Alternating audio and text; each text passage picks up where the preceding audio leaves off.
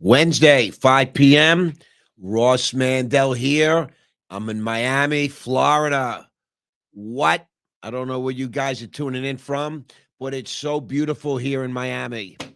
Guess who I'm sitting with? My brother from another mother, Andrew Delgado, TNA Associates, my boys in Miami. What's shaking, bro? It's another, what's today, Wednesday? When Another it's always Wednesday. Wednesday. Another one. Boy, it's the weeks are moving, aren't they? The weeks are moving. July the 10th, is it? It's what? 7/10, 2024. Making shit happen. That's what we're doing. I know, I feel like so many things have happened in such a small amount of time. We came back from Las Vegas, and I feel like something new comes out every day for us. It's We were insane. in Vegas, baby. We went and sat with Brad Lee for 3 days. And it's like he calls me the Oracle. To me, he's the Oracle, The the Kingmaker. Kingmaker. And hopefully I'm the next king. And Brad and I we hit it. We all really hit it pretty good, right? Yeah. I mean, we Vegas, what a spot. It was 110 degrees there, and it was hot as fuck. Yeah, it was But you unbearable. want to know something crazy? The other day, he posted it was 120. 120? 120 on the thermometer. The previous high, all-time high in Nevada was 117. Wow. It was 120 degrees. And I love these people that say, yeah, but there's no humidity. Stick your head in the oven. There's no humidity in the oven either. Yeah. Freaking Yeah. hot as balls. What? Yeah. Yeah. I mean, it's so crazy. All right, Andrew. So we had a lot of things going on today, didn't we? We did. We did a little filming for the Wealth Formula. The Wealth Formula. I spent my whole life on Wall Street in business, buying, selling, shorting, going long, crypto, commodities, bonds, all kinds of debt, all kinds of equity. Guess what? I funded hundreds of companies, taken 140 companies public. You tell I've done me. maybe 1,000 private placements. Yeah. I've seen or been involved in every type of business and every aspect of the business world that you can imagine. And after all these years, finally, I managed to sit down for half a year and sort out all my thoughts. And we created the Wealth Formula for you. I did this for you. There are so many frauds and fakes and charlatans running around Too many. talking about they're going to do this for you, they're going to do that for you. I went on social media, I scoured the internet. There is no program even remotely, not even in the, you can't even put it in the same sentence with the Wealth Formula. A 13-week course, 13 steps, how to get rich, how to create wealth, how to take an idea, a product, a service, a small business, a side hustle, and turn it into $1 million company. There are two types of people in this world, Andrew. What You are got they? workers, most of you, and bosses. Those are the only two types of people in the world. You're either a boss or you're a worker. That's it. Aren't you tired of being a worker? Stop it.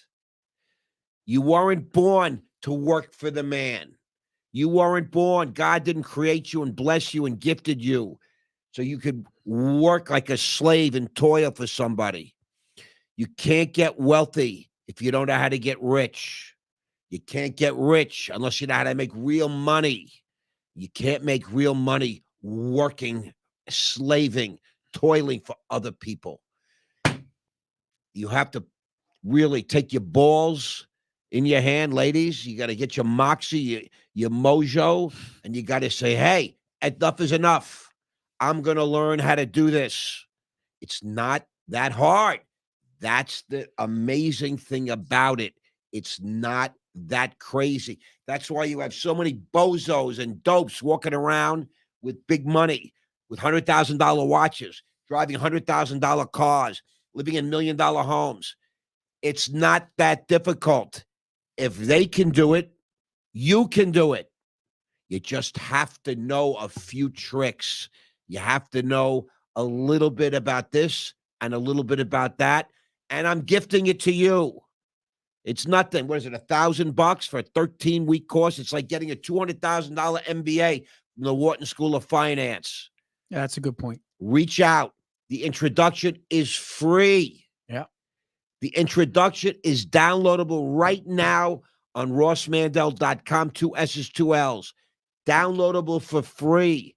It's a 10-minute video. Watch it. It will change your life. I promise. So what else is shaking, my brother? I mean, a lot.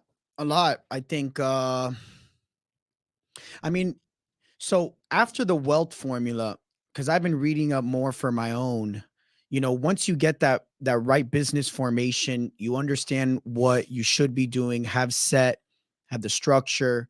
Where does it go from there?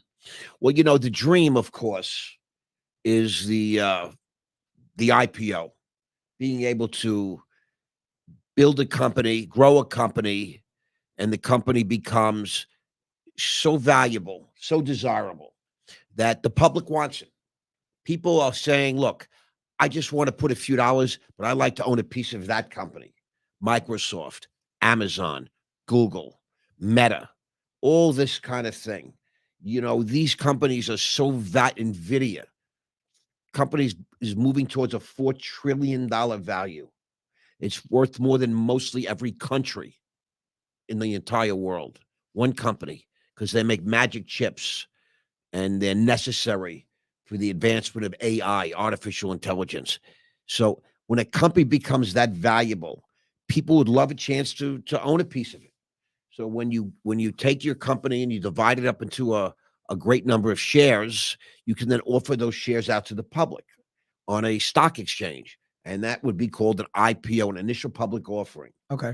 It's the first time a company that's been private has the opportunity to take its shares and put them publicly on a stock exchange. Okay. Now, if you're the founder of that company, a founder, co-founder, an early investor, an early employee, someone that has founding shares, this is the highlight of a lifetime. Why? What? It's like winning lotto. What makes the difference when you're actually the founder versus somebody who's a stakeholder? Okay, so here's the thing. So when you take companies, when you look at business today, and if you have a company, maybe you own a restaurant, maybe you own a mail route, a trucking business, you sell turtle bracelets on the internet, whatever your business might be. If you're looking to sell that business, you're generally going to sell it for between 2 and 5 times sales, or 2 and 5 times the earnings of the company. Okay. So if a company earns, let's say, 100 grand, right? Yeah. After all the costs, the expenses, the company is in business, does 100,000 in sales, or makes 100,000. You're going to sell that for between $200,000 and $500,000. That's just the way businesses are brokered.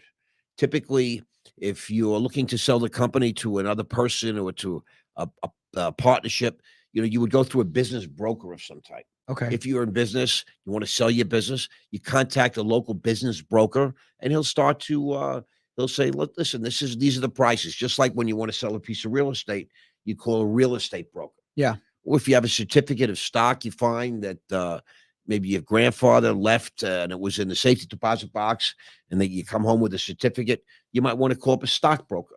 So someone will broker it to the market. Okay. Will sell it and get you a price. So in businesses traditionally sell for between 2 to 5 times their actual earnings or their sales. Okay. However, Wall Street, the public pricing model goes like this. Companies will trade between 20 and 30 times their earnings based on their growth factors, sometimes more. NVIDIA is trading at about 45 times next year's projected earnings. Wow. Because it's a great business. They're growing like crazy. They're desired. And so you're talking about 45 times next year's earnings. That's about 60 times, 65 times this year's earnings. So now imagine if NVIDIA was a private company. It would be between 2 and 5 times. Whereas today it's between, let's say, 45 and 60 times. So there's a multiple, there's a premium. The public is willing to pay because the public is just going to buy a piece of your company. You're going to take your company and you're going to break it up into a whole bunch of shares. Okay. Okay. And you're going to offer some of those shares to the public and say, listen, you're not running the company, you're not the president, you're not secretary. In fact, you don't even work here. But if you want, you can have a piece of the financial opportunity we're willing to offer you. So only certain companies have the profile and the desirability to actually make it to an exchange where they have a chance to offer their shares to the public market. But the reason it's so desirable, it's like the virality factor. Yeah. It's practically viral. Okay. You're looking at 20x, 30x. What? This is real money. And therefore, when you value a company on the public markets, it's a much greater value than, let's say, your company that you're going to sell on the private markets. It's just you're going to sell it for between 2 and 5 times versus 20 to 30 times right then and there. It's simple math. So now I understand, some companies, most companies, they never get to that $1 billion mark. Some have no desire to get to that $1 billion mark. I do remember one thing that's very well said about you is that you were the first investor to take American companies to the London Stock Exchange. What were your, for the obvious reasons of making money, but what are the benefits if an American company goes to an outside exchange in the country that they're in? Let me explain. First of all, I was the first American to bring a regulated American business public Okay. on the London Stock Exchange. And I did that twice before anybody else did that once. So I was in the stock brokerage business, which is a heavily regulated business. It's regulated by, it's a quasi-governmental agency, the NASD, which is now called FINRA, with the New York Stock Exchange. And it's also governed by what we call the SEC, the Securities and Exchange Commission, which is sort of like the enforcement arm. If there's a violation, an issue, et cetera. And there's a very, very well-developed book of law regarding the securities that trade in the United States. And the whole idea of a public company in America is that it's a transparent company and you know as much about it as humanly possible. What a qualified investor would like to know. That's like the standard. Yeah. Okay. Now, when I started to look at the landscape, I was a small operator. I didn't have a big stockbroker. I wasn't Goldman Sachs. Yeah. We were a startup firm. And the cost of trying to bring that public in America was prohibitive. Okay. So high cost. For a small company in America right now, just to go to a small, let's say, over-the-counter market, or even a what they call the over-the-counter bulletin board, which is like a secondary market, a tertiary market, you're looking at $1 million in fees. Wow. Now, where does the $1 million go? Well, mostly it goes to the lawyers and the accountants. The accountants have to do basically certify a 3-year public audit on your business. They have to basically reconstruct, recreate everything that happened from the beginning, going back 3 years to where you are now. Okay. And they have to certify that under penalty of perjury and personal liability. They have to sign off on this public accounting document.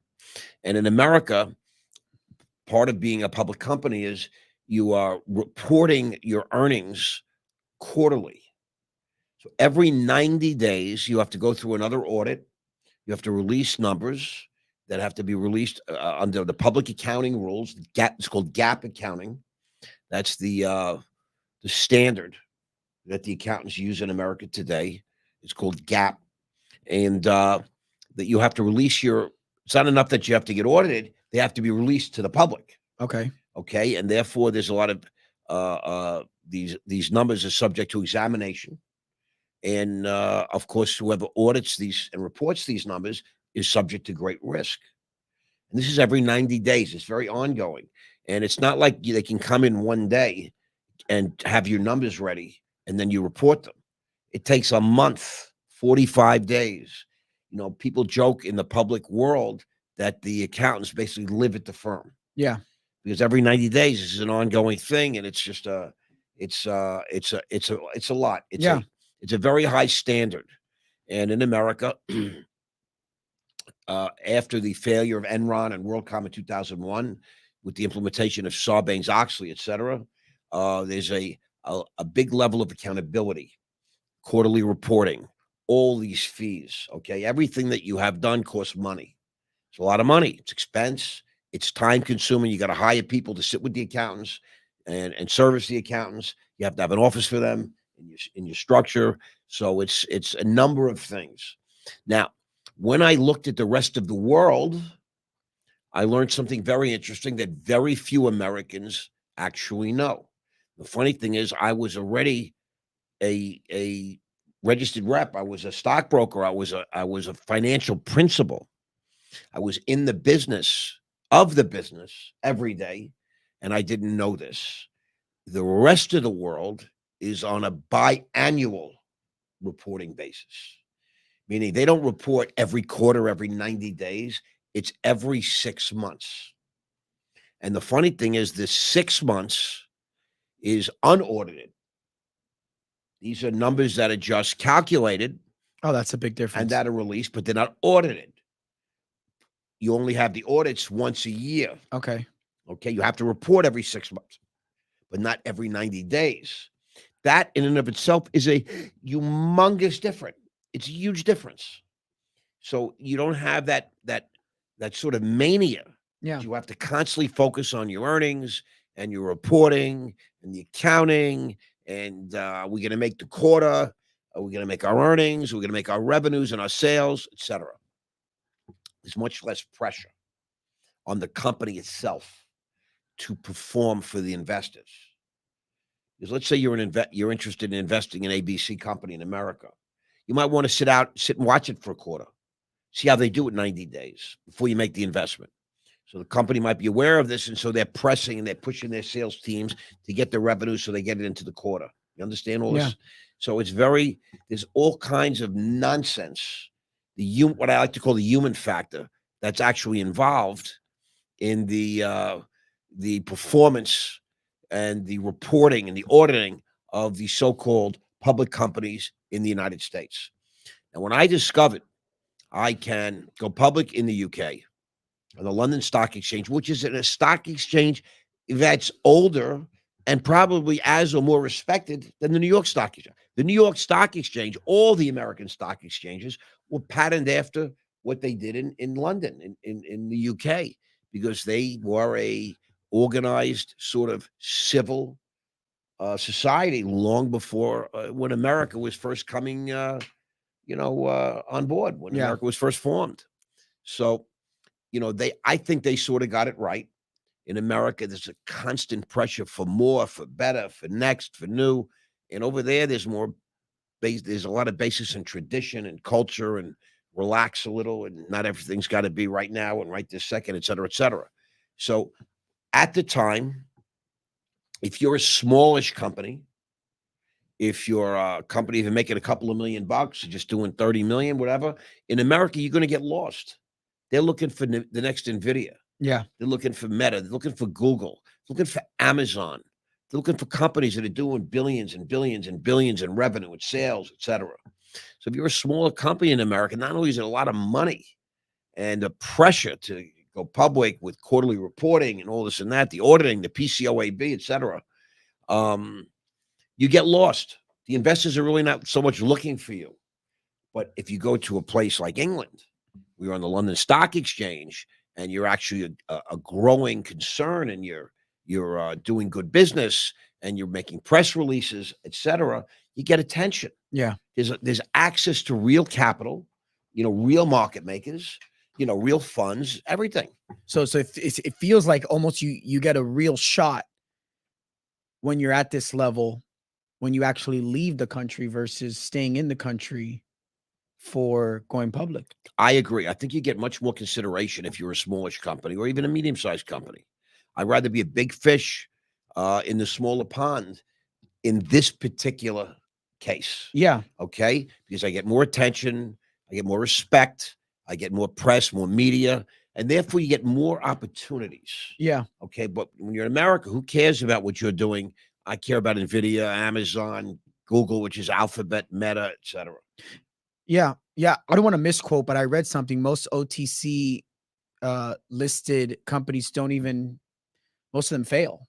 Correct. And I just feel as if markets evolve, Yeah, and our markets were once a place where, excuse me, small companies would come yeah, and would come so they could get capital, they would get media, they could create, diversify their shareholdings, maybe use their stock book to as a checkbook to acquire other companies. But what's happened is the business of the business has grown so astronomical. There's so much capital around that the smaller players get lost in America. But yet they're still held to the same standard, quarterly reporting, the same expense, audits, etc. wow. Overseas, you bring your company, a smallish company with a lot of upside, a lot of potential. There's a lot of investors over there. There are market makers. There are law firms, the whole thing. And what you do is you go public over there. And then if you're successful and you're growing, you're making some noise, you're rattling some cages, you're advancing your proposition to a level where you can always turn around, file a bunch of papers, do your audits, and bring those shares right back to the American stock exchanges. And that was Oh, actually okay. my plan. You don't have to stay over there. Most companies that do go public, or many companies in Europe, and not just London, but I mean in Belgium, in Dubai, in Hong Kong, everywhere. Everywhere there's an organized stock exchange. If the company starts to do well and is hitting their targets, making their milestones, growing in importance and in value, you always have the ability to bring it to the New York Stock Exchange or the American Stock or the Nasdaq. Yeah, You're not prohibited. There's just certain things that you have to comply with. Okay, certain policies and procedures such as quarterly reporting, et cetera, et cetera. And some of the greatest companies on earth started in Europe, in China, in the Tokyo Stock Exchange, et cetera. $10 billion companies, and that now are also listed in one way, shape, or form. Could be an American depository receipt. That's for another podcast. That's more complicated. But yes, it's an unbelievable thing. Most of these companies that have been super successful that started trading over there now trade here as well. if you don't mind, how do you think the people feel about you in London? Because we know how the people in America feel about you. Well, listen, people are people. Um, I know how the government felt about me Yeah, in America, 15 years ago, but now I've done my time. yeah. I never had a problem when I was in London. I was this founding CEO of two public companies on the London Stock Exchange. I raised hundreds of millions of dollars over there. While I ran those two companies after I took them public with my boards of directors and my officers and executives, et cetera, I did between 7 and 15 other IPOs of companies that I brought public in London. Oh, wow. Never had a problem, never had a disagreement, never went to court in London. I got sued by one guy there who, in the lawsuit, says right up front, I never met Mr. Mandell. I never spoke to Mr. Mandell. I never did a deal with Mr. Mandell. But he named me in the lawsuit because a guy that worked for me, he felt did the wrong thing. And I was the CEO of the company. And he says, very honestly, he says, and I believe that you have deep pockets. Meaning he felt that I would pay him off. Yeah, for no reason. Right. Whereas the guy that he was suing, he felt was a deadbeat. Turns out he was right about that. But I did nothing wrong. I didn't know the guy from Hole and Adam, so that was the one complaint and lawsuit that I had from my entire experience over there, in London, running two public companies, etc. I have great relationships there to this day. Funny enough, I just spoke to an old friend of mine over the last couple of days and today, and it makes me feel good that I'm in good standing. Yeah. Even in America, I don't have a problem with anybody here. There were a few prosecutors in Lower Manhattan at the Department of Justice that claimed that I violated some laws, American laws, while I was doing business in London, which is Just makes sense. That's a whole nother story. Yeah. I like that story you tell about Wall Street that you always tell it to me that one of your days in prison, everybody was throwing up where they were from. Well, I think you tell it better. All right, so I get to prison, and I'm there. I think I've made some social media posts about my first day, my second day, but right around in my first week, I'm walking to the chow hall. I'm walking on the yard. I'm walking to rec. I'm walking to the library. You know, you move around a little bit, Yeah. and you interact with other people. And people in prison are very funny. They seem to notice everything. I'm not that type of guy. But there are some people that notice everything. They just watch and see everything. And so guys somehow knew that I was new on the compound. And guys would come up to me and they say, "So, what institution did you come from?" And I'm like, "Excuse me?" They said, "Well, what institution?" I said, "The New York Stock Exchange, the London Stock Exchange." And they go, "No, no, dude. What other prisons did you come from? Like, what other prisons have you been to?" It's a very common question once you're in the system. Yeah. Many of the guys inside the system have been to 3, 4, 5, 6, 10 different jails, prisons, A lot of street camps, cred. etc. Now, the terrible thing is, at this point, I've been through several different institutions, so I could talk about the different ones I've been to. But at the time, I self-surrendered. I was 57 years old. My friends literally drove me down to FCI Miami, the Federal Correctional Institute Miami, and I checked in. I literally checked in. I said, "Yeah, Ross Mandell here. I have an appointment to come here. Room for one. I have an appointment to come here." It says I got to be here at 2:00, and otherwise the marshals are going to come get me. So okay, so as I got acclimated and I met some of the guys, and be sitting around the unit, guys would talk about. They said, "Hey man, what street you stay at?" I said, "Excuse me." I said, "You from Palm Beach, right?" I said, "Well, Palm Beach County, yeah." "What street you from?" And I'm like, "What street you've been from?" "I've been from Caldwell Lane, man. These guys used to turn 2, 3 keys a day over there." And then this guy would say, "I'm from DC. On my street, I'm on 14th Street, bro. I'm on four streets from the White House, man. That's a fucking tough block. These guys turn 3, 4 keys over there. I'm in dime crack piles." And like everybody's talking about what street they stayed at, where their stash houses were, the trap houses and stuff. And what'd you tell them? They said, "What street you from, old man? What street you from, OG?" I said, "Let me tell you, I'm from the only street that matters." "What street is that?" I said, "I'm from Wall Street, bro." I said, "That's where 2 trillion, 3 trillion, $4 trillion changes hands every day. I don't know how many kilos you can get for $2 trillion. But trust me when I tell you, this is the street you want to be on if you're interested in money, if you're interested in action, if you're interested in tough guys, alpha males, or whatever. This is the street." And they were silent after that. They were silent because, you know, we all live in the same world, Yeah.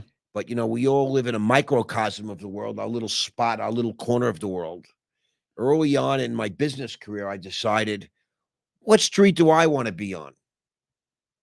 I wanted to be on Madison Avenue in Manhattan, Park Avenue in Manhattan, Fifth Avenue in Manhattan. I wanted to be on Wall Street in Manhattan. To me, that was Main Street. If you are interested in working for money and being in business to get money and creating wealth, where else am I going to go? That's where all the smart, rich, hungry guys go. Yeah. And later in life, when I had my own firm, young men would fly in from all over the world. I'm not joking. You name a country, you name a city, they would fly in. I was on 110 Wall Street, 44 Wall Street, 99 Wall Street, and they would come and they would check in with my receptionist, say, "I'm here to see Mr. Mandell, Sky Capital, Thornwater Capital, Roan Capital. I just want a chance to give him my resume and see if he has any positions open for me as an intern or as a new hire and stuff like that." Guys would fly in from all over planet Earth. Guys would come from countries I didn't even heard of, countries I've never heard of. Zombie land. I mean, crazy. Yeah. Botswana. I mean, crazy places. And and there was no place where ambition will leave no stone unturned. A hungry guy, a guy that wants to improve his life, will become the most he can be, will go to any extent, to any length to get mentoring, tutoring, to get hired. And that's why I created the wealth formula, just so you know, because people have been badgering me and coming on to me and hit me up. Say, Mr. Mandell, I got an idea, or my wife's got this product, or my girlfriend, and make these bracelets. How do we turn this into $1 million business? Bro, I got a side hustle. How do I turn this into $1 million business? What do I do? A lot of these guys that I met never had a checkbook, never had a bank account, never filed a tax return. They don't know an LLC, from a hole in the wall. Yeah. So I'm talking about trusts and indentures and covenants and Bible. They're like, well, give me a what? So I decided to create an all-encompassing, easy to understand, simple to do course. He just walks you through it. It's 13 very entertaining videos that help you walk through a 108-page text. I'm on camera the whole time, talking to you, giving you real life examples, explaining the sort of difficulties in earning a big living, building a company, becoming rich. You can't be wealthy if you're not rich. You can't get rich if you don't know how to make a lot of money. So, everything is ABC. Yeah. Step by step. Step by step. It's the only way to really learn. A lot of these guys I see on social media, on TV, etc., they talk such a big game. But when you break it down, you watch it, it's very interesting, very entertaining. What the fuck did they say? Now what? Yeah. Now what do I do? Yeah. Yeah, I'm going to go buy a multi-story family house in a small town.